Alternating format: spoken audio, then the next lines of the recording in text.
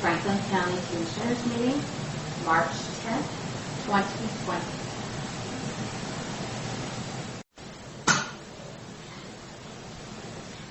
Good morning. It is 9 a.m. for our regular Tuesday board meeting on March 10th. We have all three commissioners on board, our administrator, Mr. Johnson, our clerk, Mellon. And if you would join me for the Pledge of Allegiance, please. I pledge allegiance to the flag of the United States of America and to the republic for which it stands, one nation, under God, indivisible, with liberty and justice for all. Thank you.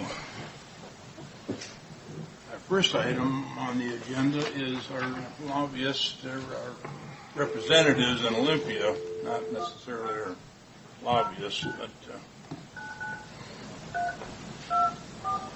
I have to be kind of careful of that word.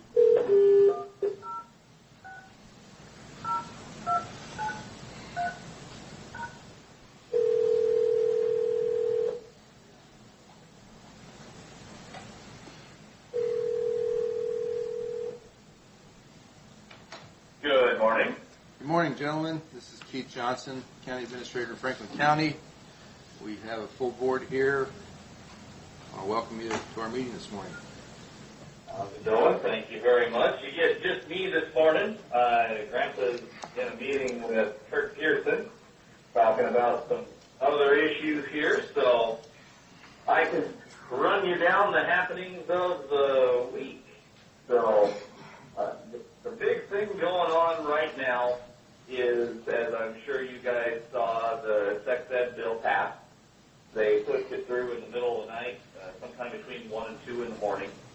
And that's kind of a bittersweet kind of ending here to the session. So what's negative about it is there's obviously not a lot of people want it. But obviously in the rural areas, there's fewer people who want it. And what we're looking at right now is there are numerous groups who are already putting together campaigns to remove that ruling or that bill, and there are lawsuits coming together against it. And internally inside the legislature, what it has done is it's really kind of clipped their wings. They realize that they overstepped, because within a few minutes of passing that bill, in the middle of the night, they received thousands of emails from people who were very, very unhappy about the fact that they had passed it. So what that means, what that translates into, is they're kind of stepping back from most of the other controversial bills. That includes a lot of the firearms legislation. It includes a lot of the homeless stuff in terms of where they weren't meeting eye to eye in the House and the Senate. So that is the positive. It's going to slow them down this year, and not a lot of people like that bill, and so it looks like there's going to be a lot of legal challenges and a lot of campaigns, whether it's initiative campaigns or what, against it. So it's probably not going to stand. But it definitely did slow them down in the session from pushing through everything they really wanted to do. So that's kind of the talk of the town right now. Other than that, everything is behind closed doors. They're to the point where they're just negotiating with people, and it's the four corners meeting. It used to be the five corners, but the governor doesn't show up for the meeting now. So he's busy elbow bumping and being on the news, talking about the coronavirus. So as we come into the end of this week, we're really thinking, and we could be wrong, obviously, but, we're really thinking they're going to be done on Friday as scheduled, mainly because if they're not done on Friday, it means they didn't get a budget together, and it looks really, really, really bad on the Democrats because they have the House, they have the Senate, they have the governorship. And the only thing that they're doing is hurting themselves, because as long as they're in session, they can't be out campaigning. So it means their competitors or their opposition is out there running against them, and they're wasting money, and it's just not good for them. So there's really no reason they can't come together, so we're thinking they will. The other thing that is still kind of up in the air, but we do have a little bit of positive feedback right now, is in terms of the craft board funding. both houses had cut CRAB funding by, well, it was $17 million. They looked in the coffers and said, well, you got $17 million in there. We're going to cut that much because it's extra. They clearly didn't understand what we were looking at, and that was already appropriated money. So the House cut it completely. The Senate cut it by 50%. So we came to the table and kind of told everybody, look, this is money that's already spent. It's going to projects. In many cases, there's federal matching funds. And if you take that money away, we're left high and dry. We lose the federal funds, and these projects that we really need to get done aren't going to get done, whether they're bridges or roads or culverts or whatever it might be. And every county had at least one, sometimes, up to 4 or 5 different projects in that list. So where they're at right now with that, at least what we're being told, and again, we don't trust them until they're done, but Senator King and Senator Hobbs got together and really, I think, got some education and came to a really good, at least suitable statement here, and then a position is they're going to make sure they fund every CRAB project that can actually start in 2020. And so, there's no appropriations needed after, before 2021, then they're not going to fund those projects. And that comes down to about a $7 million cut. So that's where we are, but at least if you have projects on the list that you can get started this year, allegedly they're going to be funded. So that's where we are right now. Those are the big issues we know. Do you guys have any specific questions for us that we can answer? And we'll do our best. Commissioners? How many tax hikes are coming our way as far as B&O? Too many. So they got a $300 million windfall coming from Paul Allen, basically him paying taxes. And then in the revenue forecast, they found $900 million. So in their infinite wisdom, rather than backfill some of the unfunded mandates, name them. We can all go through a list. They are putting that money towards a lot of new projects, and obviously really focusing on homeless, healthcare, things like that. And so taxes are going to go up because what's going to happen? They know that they need to backfill these programs, and rather than using that $900 million to do it, they're just shifting money around and spending more. So there are definitely going to be more taxes. The tax hikes are definitely not lining up with each other from the House to the Senate, and that's what they're doing in the Four Corners meetings right now, is figuring out how that's all going to work. So if any information does leak out of there, we'll definitely share it with you, but they keep those very quiet. Zach, Brad Beck, a couple of quick questions. Any movement on indigent defense, or is it still where it was 10 days ago? It's still where it was. Okay. No, they've all but told us quit trying this year. Okay. Did the trial lawyers again exempt themselves from any B&O tax increases? Correct, they did. Okay. And do you know offhand where the governor pulled the money for COVID-19 response? Where he pulled that from? No, I don't know that answer. They may have pulled it out of the emergency fund. I do recall seeing here in the last couple of days on one of the major news networks, they were asking, I think it was Fox News was asking Governor Inslee if they had enough money in Washington State to handle that or if they were looking for federal funding.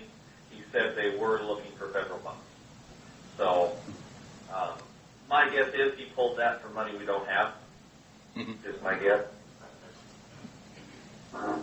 So we will see here over, how this works out. I'm guessing there is going to be some federal appropriation, FEMA or otherwise, but I don't know. So some of the gun bills died for lack of escaping committee, but for the ones that did, is there any talk, any discussion about them automatically? I know they automatically resurface in the second year of a biennium, but has there been any talk on that, or do you think because of the sex ed bill they've all kind of gone quiet on the controversial stuff, as you alluded earlier? Yeah, so the talk on those really is, and it was, my questions were specifically to the gun bills, because every one of our counties much like you, is very, very concerned about that. The word we got was, we're probably not going to be touching those because they are controversial and we overstepped with the sex ed stuff. Okay. So that's what we know, and we know that the Deeds had those bills sitting in the wings out there ready to pull in for leverage. I don't think they're going to do that now. Okay, thank you.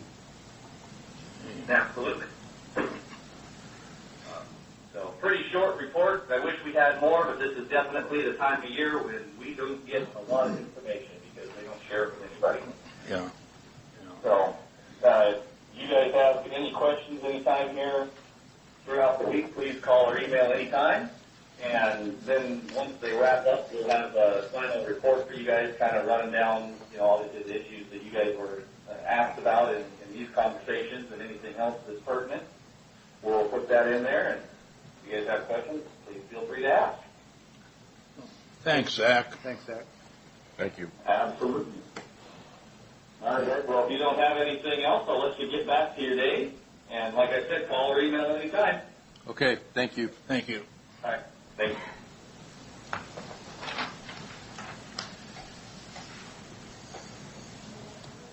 With that, our next item on the agenda is Richard Schurman. What do you have for us this morning, Richard? Present. Good morning, gentlemen, and thanks for a few moments to come and say thank you for a very special gift you made available to us last year with that beautiful entry. Our tourist visitor numbers are up from a year and a half ago, which means maybe we can't credit everything to that nice new stairway, but I'm telling you, it looks a whole lot better. We get a lot of great comments on it. I'm also here happy to present to you our new assistant director. Kenna Ladendorf is joining us, military background, history background, lover of heritage, and really thrilled that she's with us and helping us take things to a new level. The entryway looks marvelous, and it was a real dedicated effort from each one of you joining with us. Thanks to Administrator Keith and the whole team, and other staff here, Auditor Matt, Treasurer Josie, and others. And we just want to say thank you and present to you, commissioners, this token of our regard. There was questions back and forth in the process of putting the new entry together about this beautiful statue in the center of the rotunda.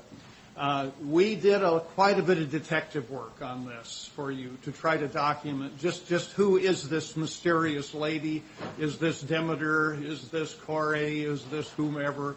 And we're happy to tell you we know who she is now. She's not a missing person anymore. This is Woman Pouring Water, an ancient classical design from Greece and Rome.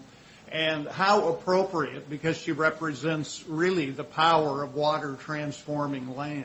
And that is a big story of Franklin County.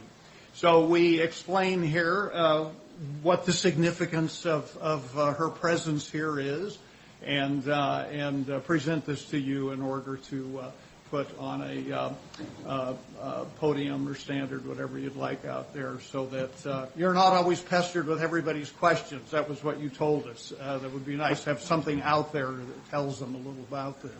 And so we're happy to present this to you this morning.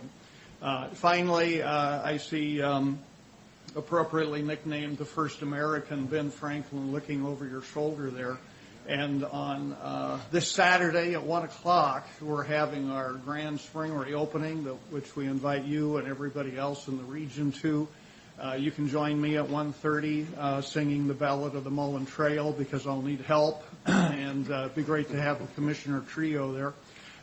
In any event, we have a very special exhibit that we'll be unveiling at that time called The Ambassador and the Empress, which is the story of our namesake for the county, Benjamin Franklin, his friendship with Catherine the Great. And in 1783, when we signed the peace treaty that ended the American War for Independence, Franklin took it upon himself to personally print 100 copies of a book that celebrated the state constitutions, the Declaration of Independence, and our founding documents. Through a long story I won't go into right now for you, we happened to find one of those copies was available from a New York bookseller. Thanks to the generosity of Doc Hastings, we now have the first ever appearance of the Great American Seal on display at the Franklin County Museum. Please come see it on Saturday with us, and thank you again for your help in so many ways. Thank you.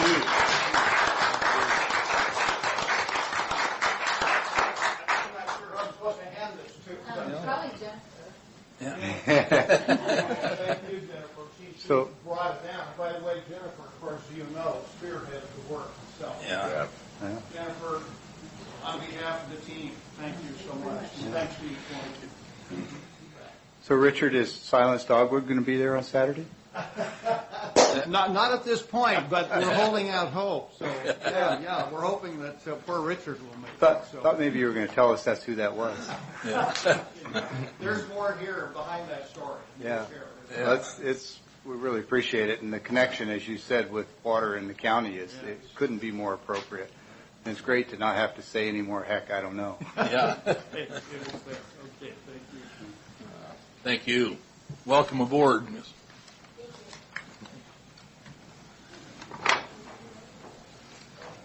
With that, our next item on the agenda is McKinstry Energy Audit, and we have Boone.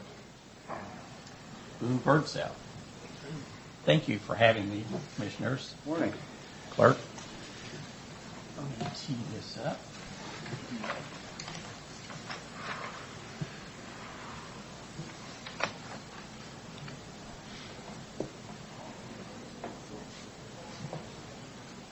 Well, it's a little stretched out, but so what I'm going to talk about today is a summary. The HAPO Center actually went through and did an RFP solicitation for an ESCO company, and of course McKinstry applied. We walked through the facility I think it was in November of last year, gathered information, and then we presented on February the 5th at the HAPO Center to the commission that is actually overseeing choosing of the ESCO company. And so that's kind of teeing up the presentation. What I'm presenting today is going to be about a 15-minute, 20-minute presentation. If you'd like to ask questions anytime during the presentation, please feel free to do so. There's a lot of information. The original presentation went about an hour and a half. We had a 45-minute presentation, so I'm shrinking it down so there's a lot of information. Some of it is just skimming over.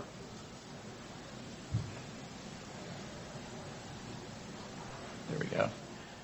So through the RFP response, the county and the HAPO Center is working with Department of Enterprise Services to help them go through the ESCO process. The RCW Title 39, Chapter 39.35A and 35C is the law allowing performance contracting. So if you hear me mention the term ESPC, or Energy Services Performance Contracting, that's what we're talking about, is using this vehicle to actually go forward. These are some of the highlights we've actually, and we'll talk and touch on those briefly this morning. Liabilities, funded or unfunded, all the way through funding strategies. And then we're going to look at replacing like for like. We saw some issues with the present design and layout, and so we'll talk briefly about that this morning as well. We'll go that way. So with me today, I've got, of course, Doug Moyles. He was there at the presentation. He's in our project development side. Christy Hoffpower is also here on the business development side. So if there's any questions, they might be asked to come up and make a comment as well. So this is really when I did the presentation at the HAPO Center. Ideally, when you're working with an ESCO company, these are some of the main questions that need to be asked and answered, as far as the condition, what are the strategies for economic growth, and then looking at funding strategies. And I know that's in the times, lots of public agencies are trying to figure out how are we going to get the funding, how are we going to do these upgrades, and where does that money come from. And so I'll talk briefly about the process that we went through as we were gathering information to present. Oh, there we go. So this is a summary. One of the things that we did in November as we walked the facilities and walked the site is we looked for critical infrastructure. This is infrastructure that if it goes down, like your chillers, your air conditioning units, your water heaters, things of that nature, this critical infrastructure is important to the operation of the facility, and it could impact the facility and the conditions there. And so we looked at specifically HVAC, we looked at pumps, we looked at chillers, things of that nature, and actually put a grading system. In other words, we used what's called ASHRAE, Association of Heating and Refrigeration Air Conditioning Engineers, and we actually looked at their longevity of the equipment that they have posted on their website to come up with an actual life expectancy of this equipment per the ASHRAE standards if it's maintained correctly. And so what you see from this chart here, what we call the liability matrix, and I'll explain a little bit about why we call it a liability matrix. 5% of the equipment is in fairly good condition that we looked at. You start going down, 16% falls in the mid-range, and then almost 80% of the equipment that we looked at the HAPO Center that's on the critical infrastructure is getting close to its end of life or it's actually past its useful life. And so that's what this chart identifies here. So you can see roughly what percentage of your equipment. Now, what we call a capital improvement chart, and I think you guys have probably seen this as you're planning for facilities and things like this, you actually present 5, 10, and 15-year capital improvement plans, things that you're going to do. And so if you see that 80% right there in the first 4 years, that's the cost. Now, I've got a slide a few pages on past that actually talks about the cost of everything. So if you look at those 58 pieces of equipment, the cost right now in today's prices to replace all of that equipment is around $3.6 million. That $3.6 million, if you spread this out over the next 15 years, is basically what you would call your capital improvement plan. In other words, you need to have funding available on each corresponding year to make those replacements. If you don't, that's a liability on your books. If you don't, it's an unfunded liability, which is also deferred maintenance, a lot of people call. If it's funded, then you actually have buckets in place each of those years to make those repairs or replacements that you need. And so that's what this chart does, is we kind of laid out, we looked at your liabilities, and we looked at where you would need to be replacing that throughout the 15-year period.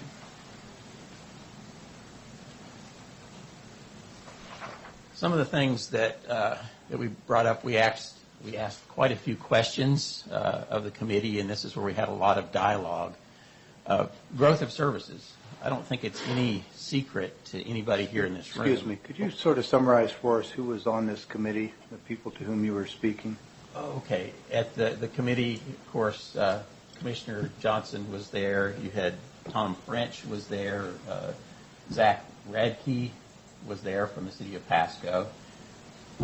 I can't think of Jason's last name. He was the maintenance, worked at the maintenance for the HAPO Center. And my apologies, I thought maybe you knew who that was. So you had different groups within the HAPO Center, within the county and the city of Pasco that were there at this meeting. All internal people? Yes. Okay. Yes. Thank you. So as I mentioned, there's no secret to the growth that's going on here in the Tri-Cities. I've seen stats that say, the Tri-Cities area could double within the next 10 to 15 years in size. So there's a growth strategy, and that's another component. We look at what is the plan for growth for the HAPO Center. If you've got more people coming in, do you need more space? Do you need different things? Do you need to look at things differently? And so those are some of the things that we looked at. One example with growth is that the arena, which is probably the largest area. They've actually put a concrete floor in, they've enclosed it, but it doesn't have air conditioning. So is there, to have more capacity and more space, is there a plan to put air conditioning in that facility? So before you leave that, in my book, there's a fourth bullet point, and it says, does it make sense to run the ice rink? but it's removed now.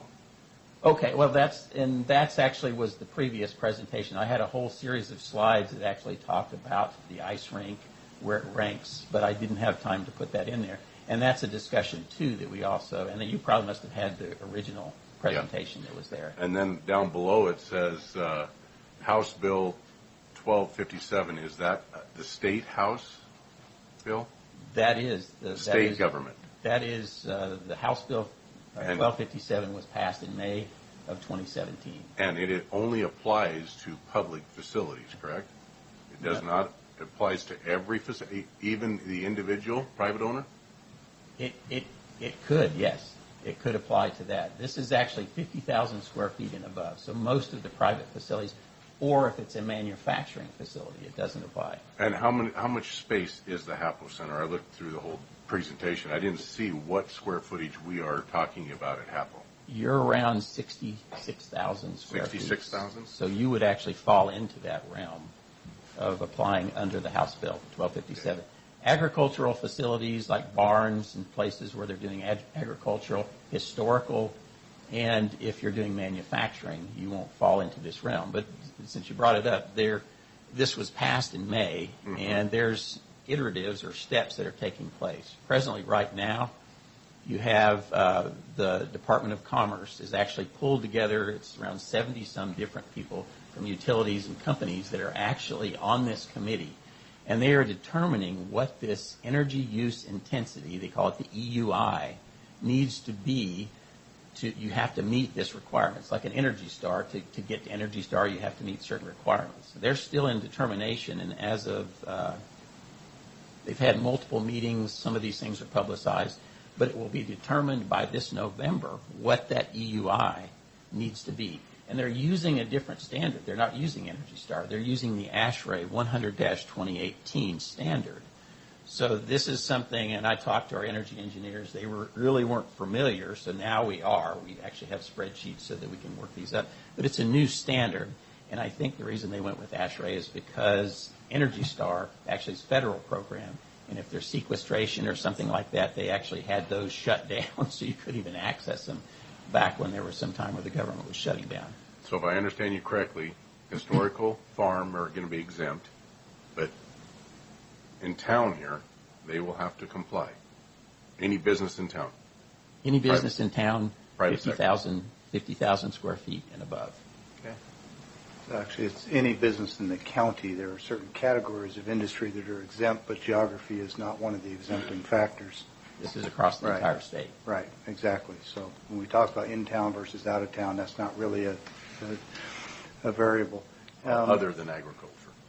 Other than agriculture or manufacturing. Manufacturing, right. With respect to the square footage, I'm assuming that's not a campus approach, but rather connected buildings. And so in the case of the HAPO Center, we've got the arena with the concrete floor. We've got the southern piece, which we call the expo hall. And then we have the annex, which connects the two. And I presume you're counting all three of those pieces as one contiguous structure for square footage? Correct. And that guidance will come out, if you can separate that out. Well, that's precisely why I'm asking. Right. Okay. We'll see more on the guidance as this committee that's pulling this together with the Department of Commerce is actually bringing forward. We'll find more out. And it's got to be published by November of this year. Yeah. So we'll have more guidance as things. But it's something you want to keep in mind as you're actually looking at the facility and you're looking at the energy savings, that these things need to be kept in mind. Well, sometimes the definitions for how buildings are connected can determine whether it's one building or separate buildings. Fire doors, for example, and just thinking in the back of my mind, maybe preliminarily, that if there's some way to, at least on paper, separate the three structures, then it may be wise to look at that too, and that's something for down the road. But if it was simply fire doors or policies and procedures for keeping them as separate spaces, that might reduce the drivers on these requirements based on square footage, because no one of those three by itself meets the threshold, but three of them together certainly do. Okay, thank you. So in that 66,000 square feet, you are not including the ice rink? That's a separate building. It's not an attached. So it's not part of that 66,000? It's not part of that. Okay.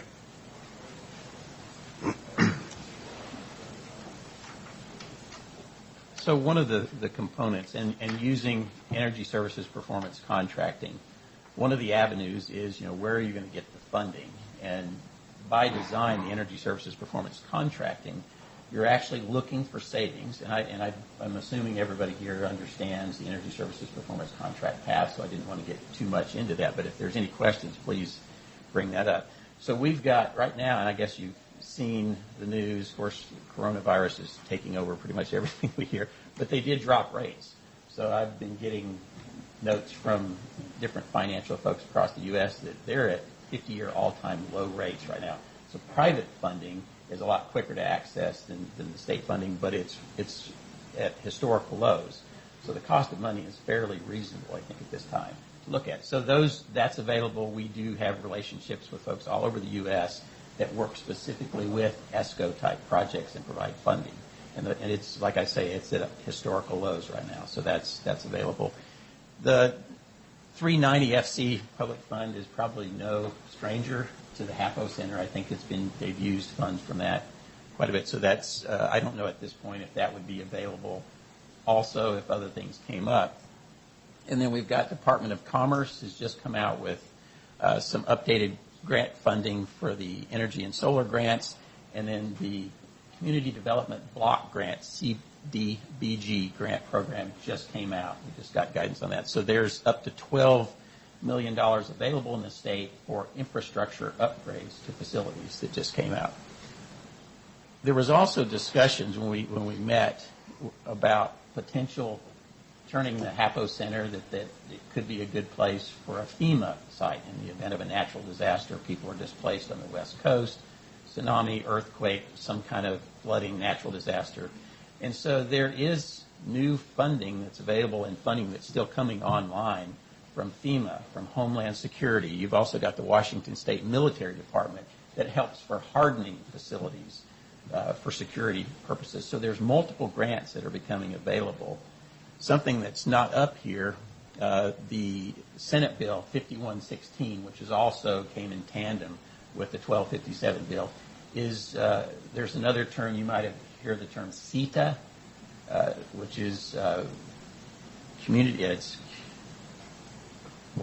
just lost it right there. But it's an energy efficiency bill that's related to the utility companies. Clean Energy Transformation Act. Thank you very much.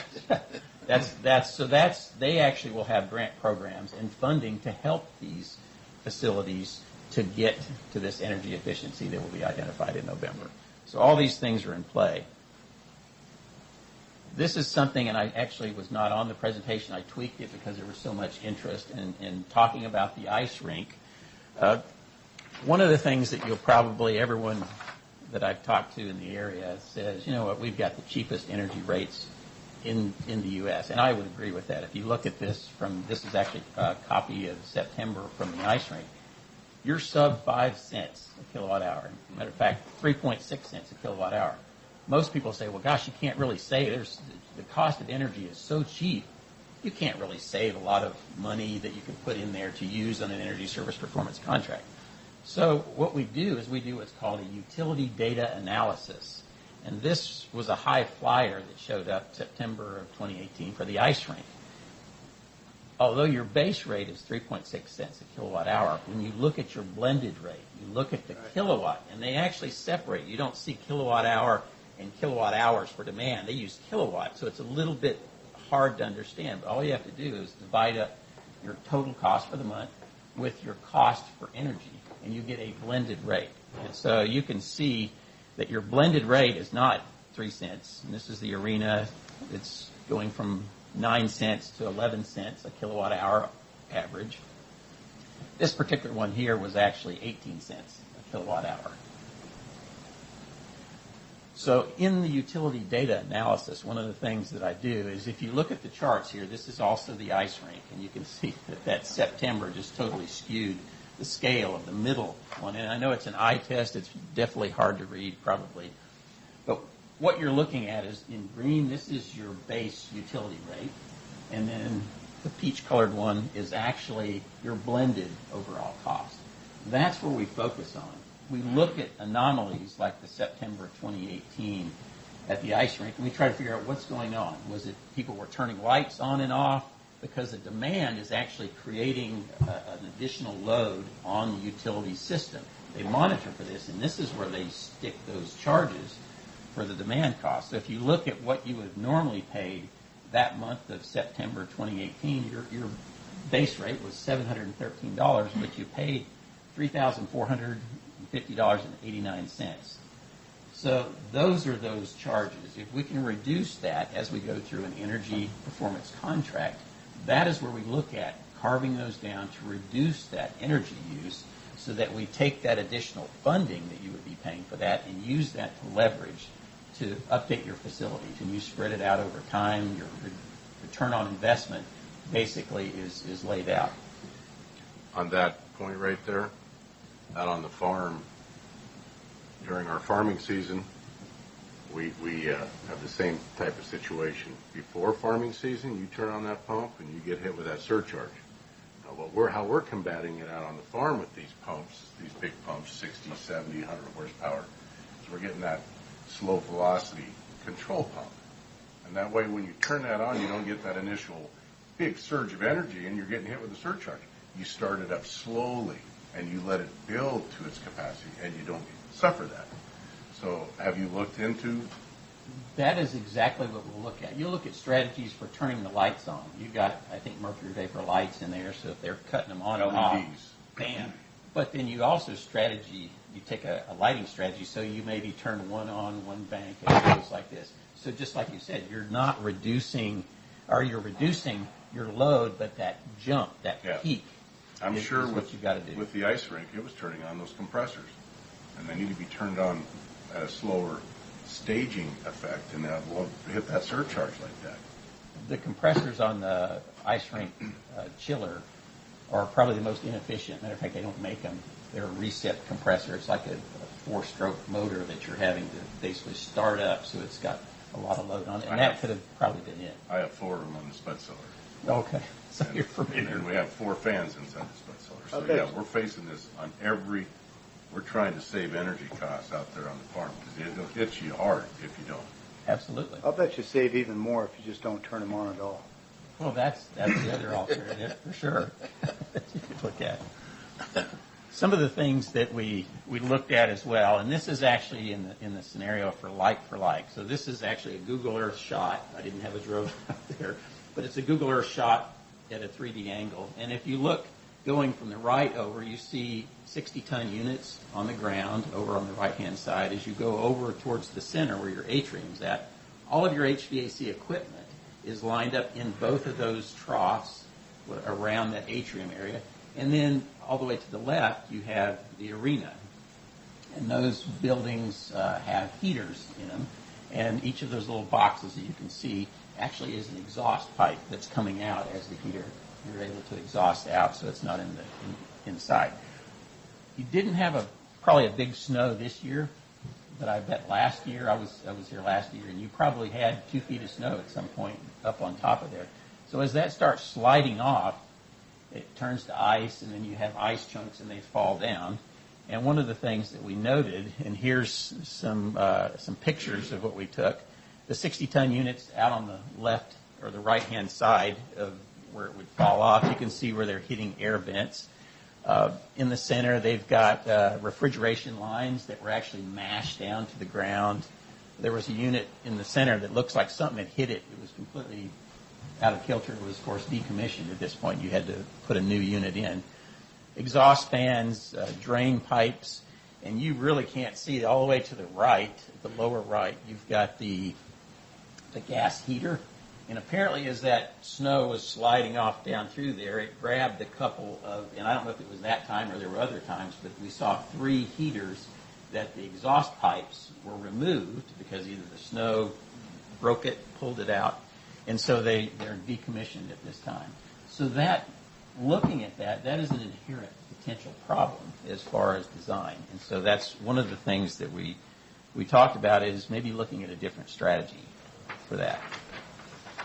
So as I mentioned, we're looking at about $3.6 million just replace the infrastructure that we looked at, those 58 pieces of equipment. If you went through there and replaced all that stuff using cranes to lift and put stuff up on the roof, but there's other things. We didn't talk about the lighting.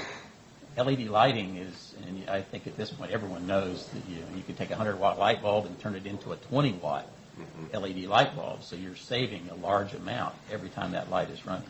So those are the things. The building controls, which it looked like they were original equipment from probably back in the 90s. It's fairly, I think it just turns things on and off. I'm not really sure how well it works. But, those are things that we could look at as strategies, lighting strategies, LED lighting. Building envelope, I took a thermal camera when we were out there because we're out in November, and you can see around the eaves, especially around the arena area where the vents are coming through in the top part, there's a lot of heat loss that you've got through that area. So there's areas we would look at that weren't even included in this, but we put a strategy together, and that's really what we would look at, is how we can combine these things to get an adequate ROI to make sense so that you reduce that cost, and then that reduction in cost actually helps pay for these upgrades. So the ESPC stands for Emergency or Energy Services Performance. What's the last word? Performance contracting. Contracting. Yes.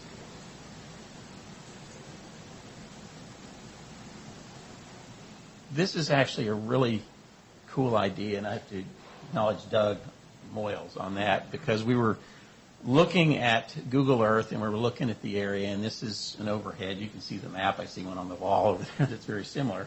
But you look at all the pivot pumps that are around there for agriculture that's in the valley and through here all the way around, and then you've got, the Pasco area, and you can see where the HAPO Center is at. So you have a lot of water, groundwater, that's coming through there. You have a convergence of the two rivers that come down below Kennewick and then come together. And so there's an option, and we were talking about geothermal heat pump systems. And I don't know if you know really how that works. Our office in Spokane has it. We have variable refrigerant flow with our office here in Pasco. But in Spokane, we actually are running water up from the ground, running it through underneath our walkways, and they stay dry and clear, no ice.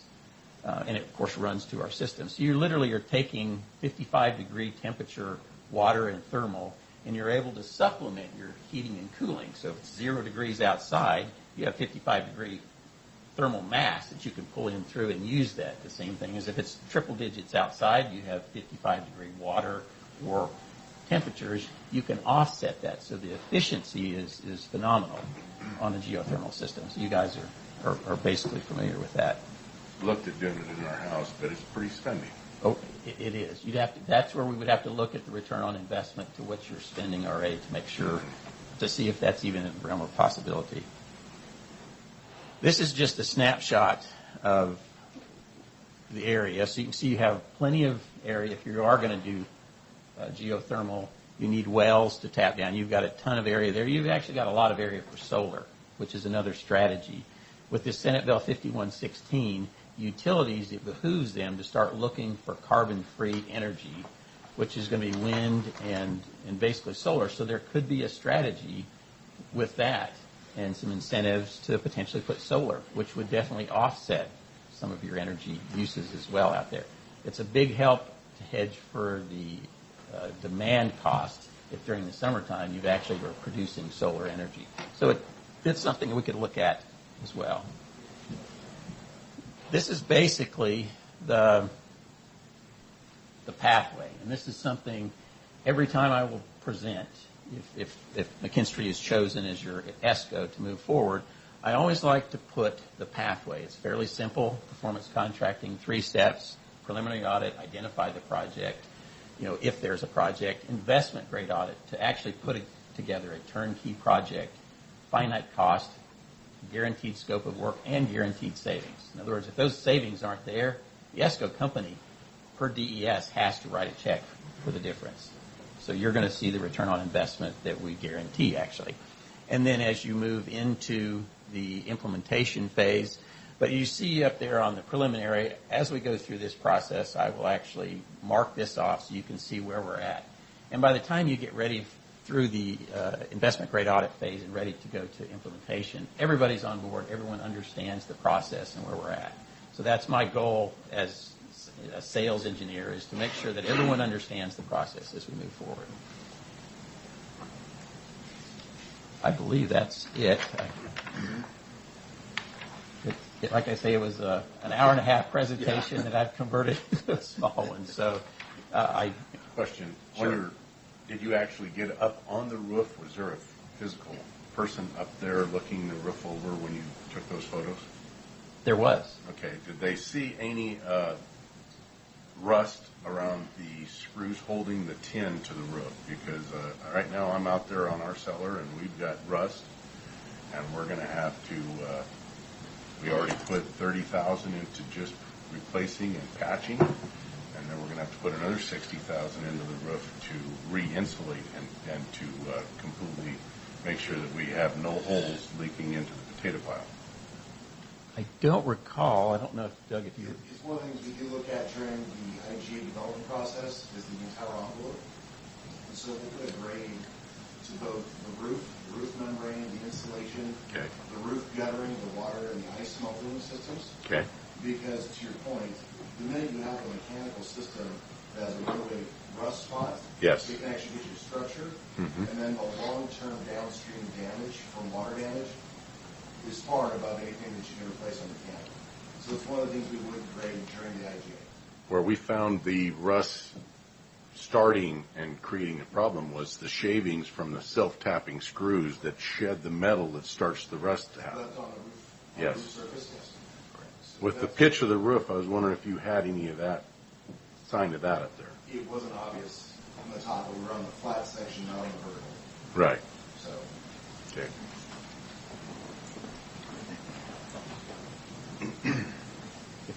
Further questions? Comments? Just an observation, it's probably second or third one of these presentations. I used to work in the energy business with nuclear power and electricity generation, and these are great programs and great opportunities. And I think one of the big questions for us is, as a board and as a county, what do we see as the future for this facility in terms of its mission, its function, even its ownership? And that's going to be an important consideration before we get too far down this road, I think. But appreciate the preliminary look, and I know the IGA will be a lot more specific. Thank you. Thank you very much. Thank you.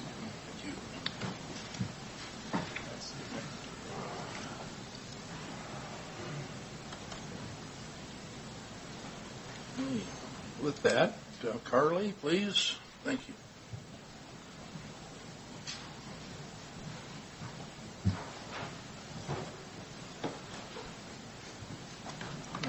Good morning. This morning I have for the board's consideration an update to Franklin County's whistleblower policy. As the read ahead indicated, the previous policy was updated in 1993 and had a couple of amendments since then on separate resolutions, so it's somewhat hard to follow, but also the existing policy names certain people to report concerns to that no longer work for the county, has some outdated contact information for some of our state and federal agencies. So we've addressed those administrative concerns, utilized job titles instead of the names of individuals in terms of reporting mechanism, things like that. The other thing that we've done with this policy is add a third-party reporting option, which you'll see the contract for the identified service provider in the consent agenda today. But basically, we have to have the policy in place and easy to follow, and then introducing that mechanism, which is a third-party service that allows for the reporting of fraud and ethics complaints either identifiably or anonymously, which, as the policy notes, the nature of anonymous reporting, doesn't allow for some of the whistleblower protections to be readily offered. Again, if you're anonymous, we don't know. But this third-party reporting mechanism does allow us to be It enhances our ability to investigate the concerns because it allows us to have two-way communication with that anonymous reporter while them remaining anonymous because we're going through that intermediary. So certainly allows us to still, get those concerns, investigate them, but then also allows us to ask those clarifying questions that we often want to ask of anonymous reporters, as well as report back to them as we would to somebody who is identified. So with that, I can answer any questions that you have. The substance of the policy has not changed a whole lot from 1993 because the statutes haven't really. This is one area that the statutes have stayed relatively consistent. It just allows communication through a code of some sort, and so there is no personality involved. It's all with the third-party reporting, PIN number or something with that idea. Something. Well, it's a portal type system. So it's something that you log on to, and you'd either choose to identify yourself or not. And then if you choose to be anonymous, the third party has your contact information, whether it be your email address or whatever, but that isn't revealed to the county. So then the county responds via this portal, which then you access that way, is my understanding. I think the root of that question may be is there true anonymity for the filer? And the answer is not really, because there's a third party that knows who they are, but that's outside the county and that's not shared. Is that accurate? I believe so. Jen has a... Well, Sorry, there's actually a third option of complete anonymity. okay. Go ahead. The third option for complete anonymity is you log into the system, it assigns you a case number, and then you assign a PIN number, so you're not giving any of your information to this party. The only downfall on that is you have to manually then log in and see if there's any communication back and forth. If you were to log in and say just choose to be anonymous to us, but give your contact information to the third party, then they will send you alerts saying that there's, Franklin County needs more information, please log in and check your account. Okay. So there's the three options, which is why we chose this company. So the state of Washington has anonymous lines for people to call and express concerns about principally fraud, but they may handle other things as well, I don't recall. Are we comfortable that in this proposal that we have adequately integrated the Public Records Act and appropriate protections and anonymity so that we don't find ourselves in a wedge? We shouldn't, because it's coming in, they'll file a report, it gets put into a report format. It will still follow the same public records request guidelines. So if it's a personnel thing and there's some exception or make it not public records, it will be exempt the same way. So the protections for the individual are the standard PRA, Public Records Act exemptions? Correct. Okay. Yes. Nothing additional from that? No. It seems to me, too, that this system is beyond what you can get from the state. For example, if you make a report to the state auditor's office anonymously, you can make that report anonymously, but you don't ever get anything back.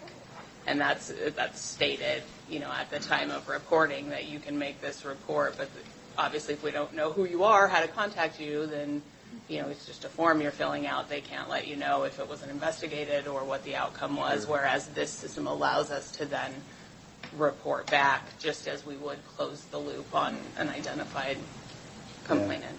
Yeah.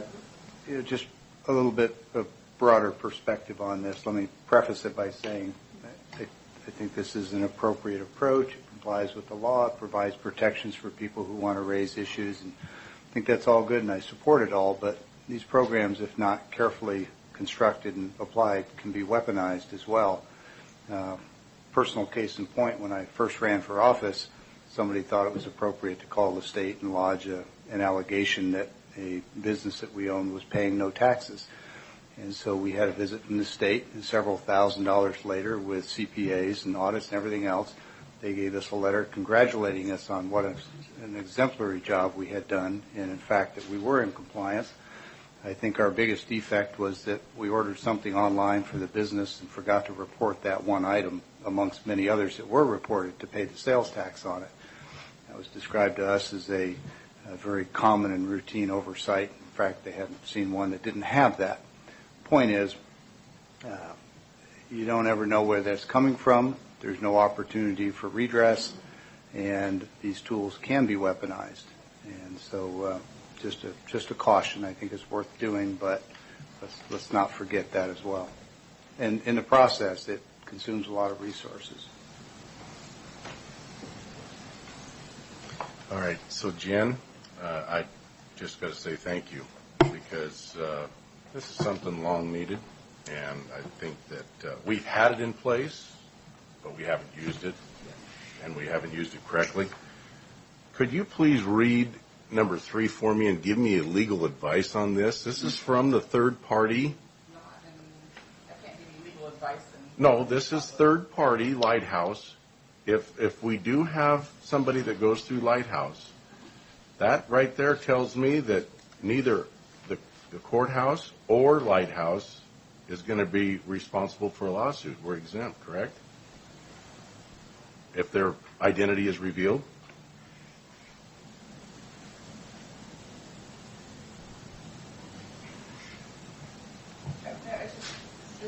We're not assuming liability unless we get space. Right, right. So if the person comes to this third party and they are then revealed, they have no legal standing to sue for damages, correct? They could still sue us for damages if we reveal them under the whistleblower statutes and we do not protect them.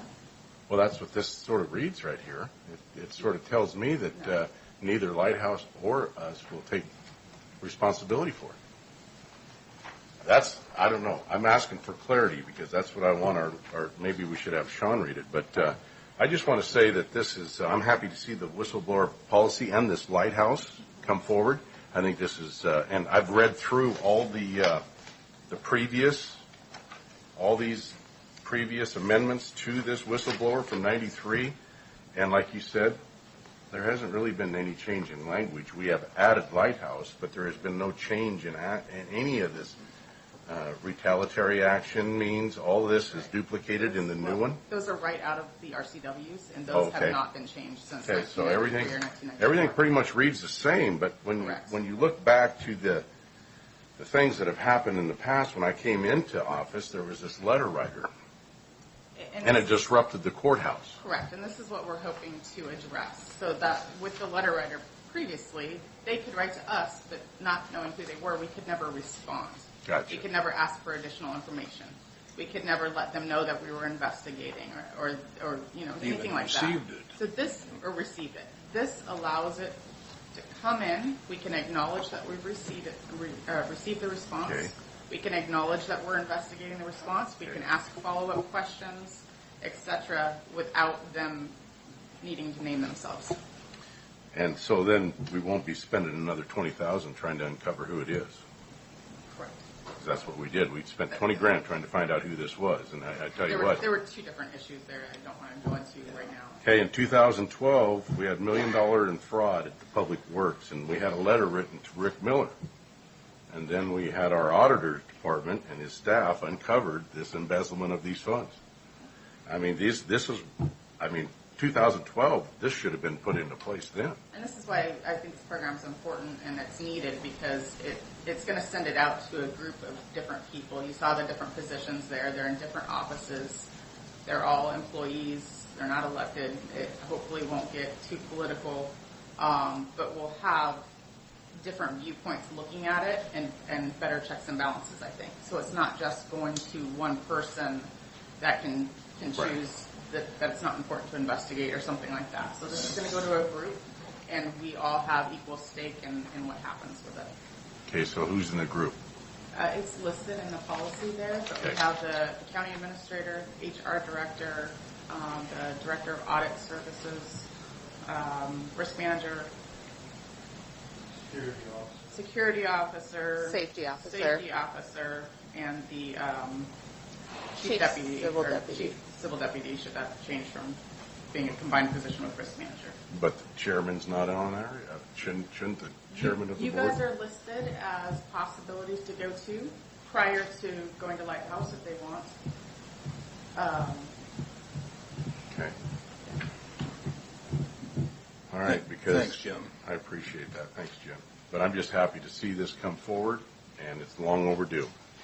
And Jeff Burkhart should take some claim in this too. We work together to make this happen. Yeah. Thank you, Jeff. Further questions, or I would entertain a motion for 2020-072. Move to approve Resolution 2020-072 as presented. I second. All in favor? Aye. Aye. We were at our first Thank you, Carly. item on the agenda for public comment.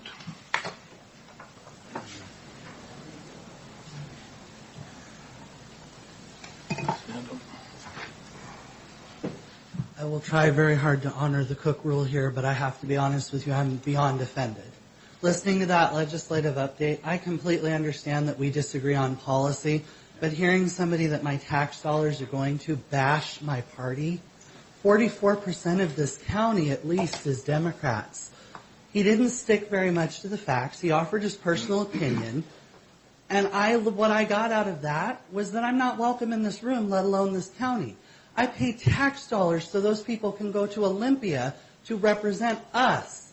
And what I got was something that sounded like it was a partisan media thing. I've been hit multiple times with people telling me as Democrats they don't come to these meetings because they don't feel welcome or represented here. I told them that that was ridiculous, that you're all reasonable people and that I have always felt respected and welcome here. And for the first time, you have utterly embarrassed me and made me feel like I am not welcome in this room. That was unacceptable. And what makes it worse is that when that gentleman was offering personal opinion instead of sticking to facts, when he was saying things that were critical of my party and thus of people like me, not one of you thought to say to him, please just stick to the facts and tell us what you did in relation to Bill A, B, or C. Thank you very much for the insult you just gave me. I really do appreciate it. Further comments?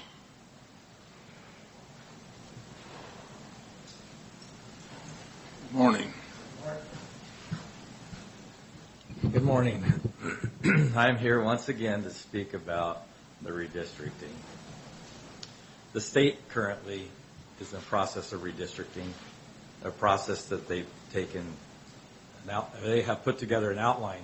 It's almost 2 years long, describing how the process is unfair, the way it used to be done by the legislative body forming the lines. So they have created a redistricting committee that's unbiased, impartial, and is equal for everyone.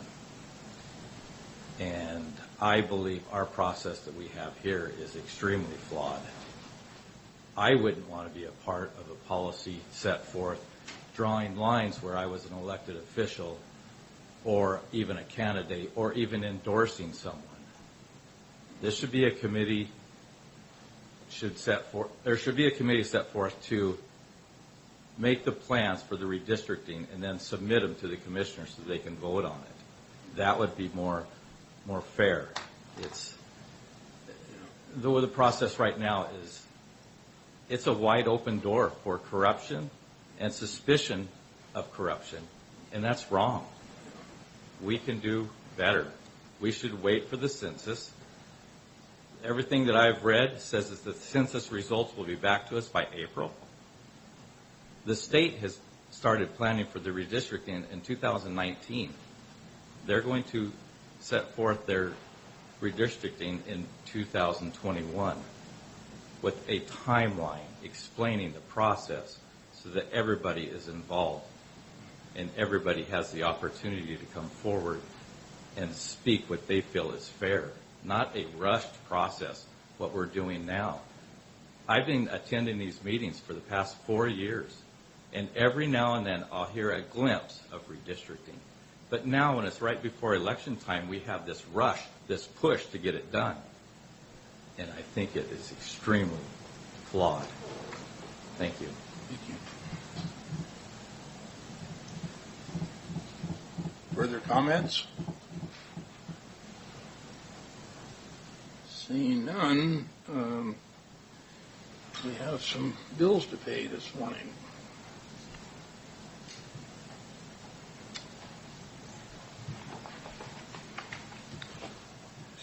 Mr. Chairman, looks like we have two fiscal notes this morning. Take these in the order that they're listed on the agenda. First is payroll. Move for approval of salary clearing payroll and emergency management payroll in the aggregate amount of $1,023,794.70. Note for the record, this has been reviewed and signed off by two members of the auditor's office. I second. All in favor?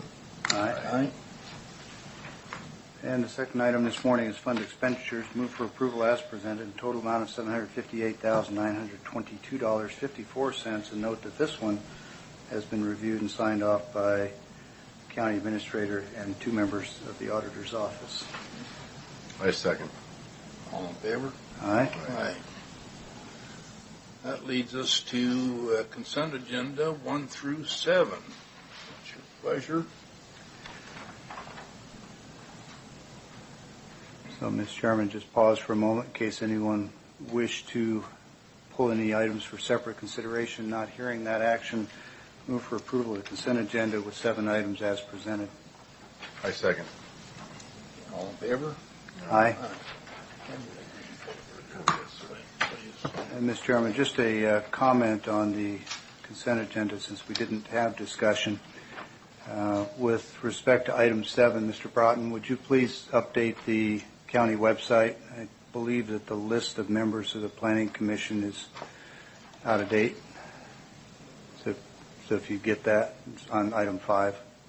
Yeah. I realize it's a Scrivener's error that we're talking about in the consent, but I'm just adding the additional point that the county website appears to be out of date as well. And yeah, that's all that needs to be discussed right now. Thank you. Okay. Motion second and passed. So, Clint or Keith. Thank you, Mr. Chairman. Just a couple of items. First of all, just need consensus to reappoint Commissioner Cook to the Aging and Long-Term Care representative for Franklin County. Happy to support. 100% behind him. All right. That's not as onerous an assignment as some of the others. Let me interpret. We're glad he's doing that. I'd also just brief the board on my attendance at the NACO Legislative Conference in Washington, D.C. last week. Felt like that was very successful. We had an opportunity to meet with most of the Washington delegation or their key staff people. Obviously, the coronavirus issue was very much the forefront of discussions in Washington, D.C., and people paying a lot of attention to that. But we did. Speaking of that, Keith, how were the airlines, the TSA is getting traveling? I didn't notice much of a difference, but it's been a while since I've traveled, but it hadn't changed much. I mean, obviously, a lot more hand sanitizer opportunities, little stands with the sanitizer going through TSA and other locations and airports, but outside of that, I didn't. They weren't checking your temperature? No medical screening that I could see. Yeah, but obviously that's an issue of global concern, and people in Washington D.C. are nervous about how to deal with that. But we spent a good amount of time talking about issues that are relevant to counties in the state of Washington, particularly around unfunded mandates. We talked a lot about PILT and SRS payments and the dependence that counties have on consistency from the federal government in regard to those financial matters. There's a great deal of discussion about the Columbia River Treaty and water issues in the Pacific Northwest. So I think we hit the right issues that are relevant to Franklin County. Obviously, it was set up by WASAC, and so we represented all counties in terms of those meetings, but there were 8 or 10 of us representing those counties with those meetings with Congress folks, and it went really well. I wanted to report on that. I do have a request for an executive session this morning. If you would prefer to have the public comment period before that, I'm going to request an executive session if I could. Okay. All right. Well, we will move on to, unless there's questions for Keith about his NACO trip. Not questions about the trip, Mr. Chairman, but I do have some comments in general. For the good of the order, would you prefer we do those after the public comment? I'd like to get those things done and on the record before the executive session in case there are people who don't want to wait. Yeah, why don't you go ahead? Well, I was going to suggest perhaps we can do the public comment now and then go to that if it's okay. That's fine. Public comment. Well, you want the public comment first or your comment? Public comment, Okay. and then we'll close with the commissioners. Okay. We will open it up for public comment at this point then.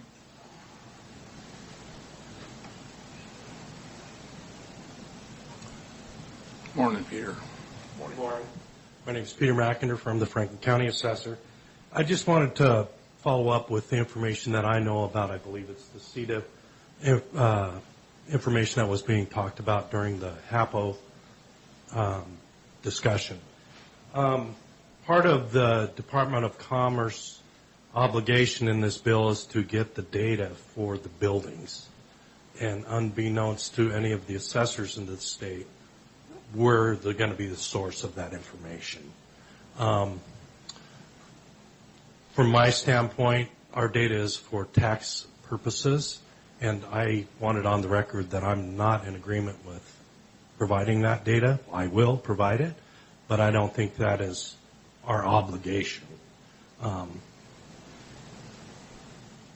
The other thing is, too, part of the reasoning before that, my position on that is that there's also a fee for noncompliance.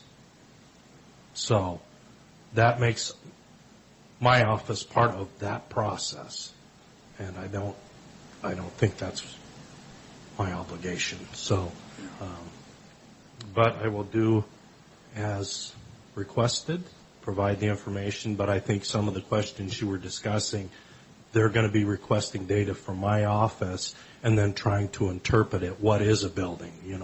What goes into all of that? That's part of my concern as well. So right. I just wanted to let you know my feelings on those two issues with that.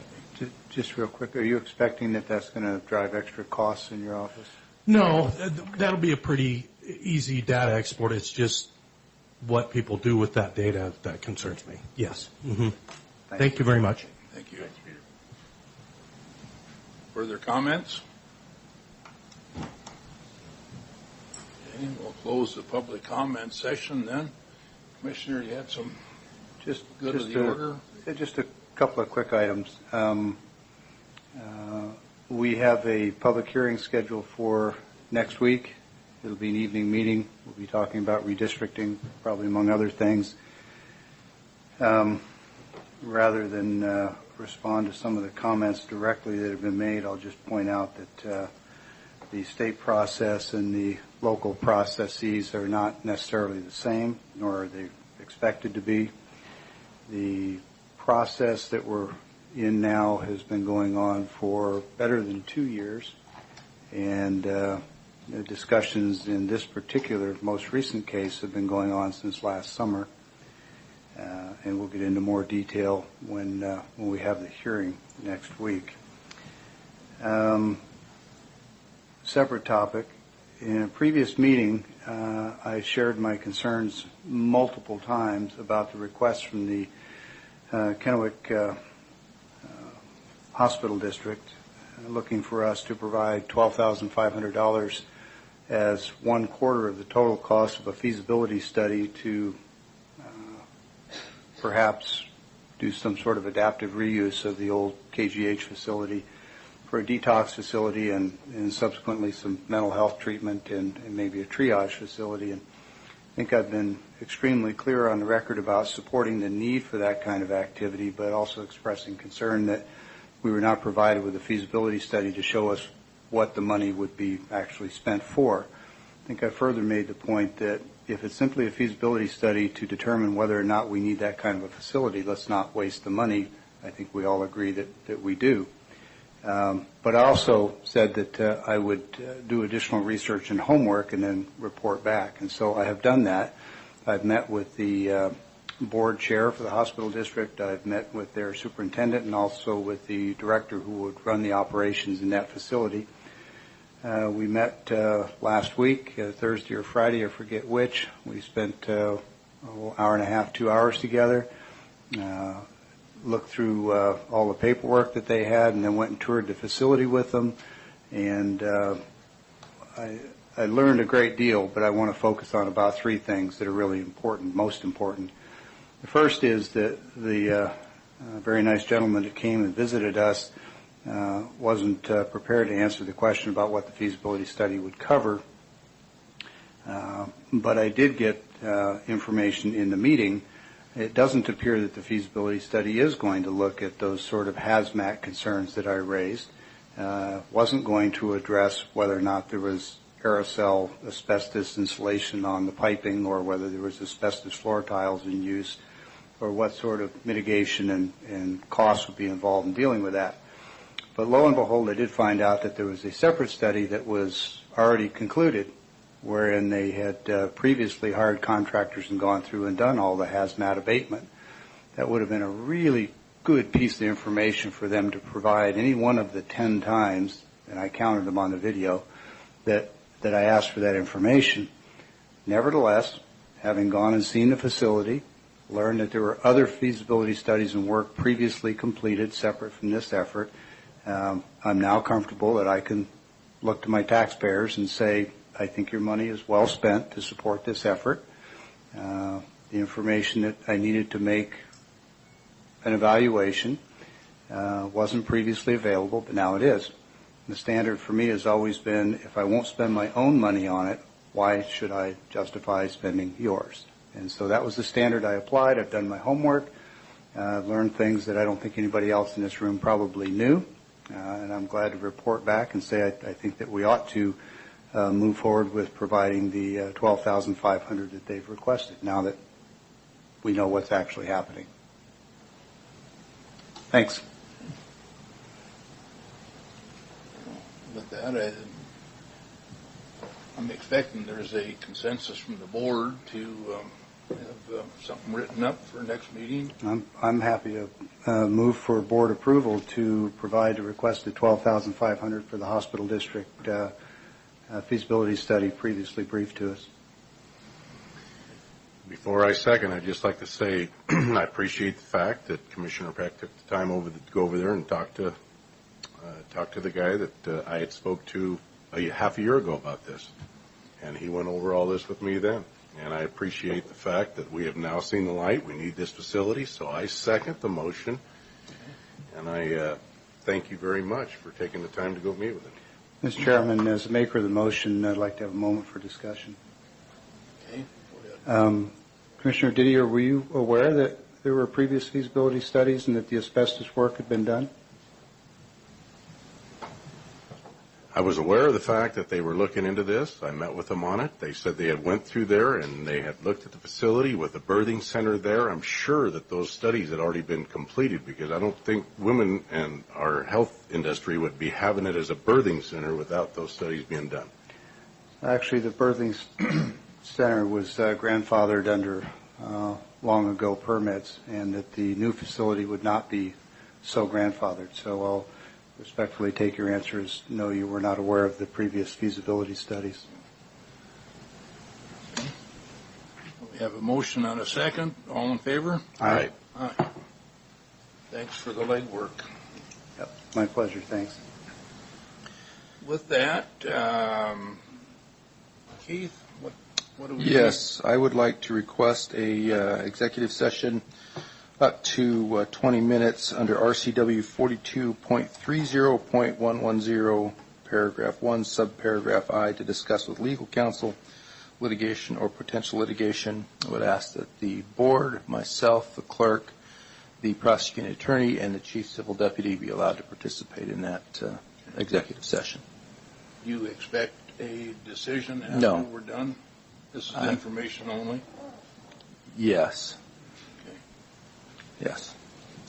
And, Mr. Chairman, just a quick thank you to the McKinstry team for being here and sitting courteously through the whole meeting. We should have probably invited you to leave sooner. But nice to see you. Thanks.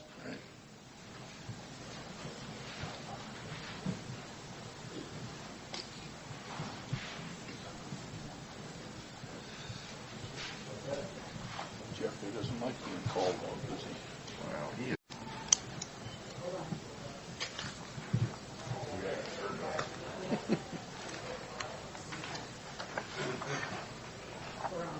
No.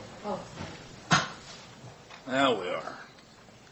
Thank you. We have finished our executive session in the time allotted with no decisions made. Commissioners, have anything else for the good of the board today?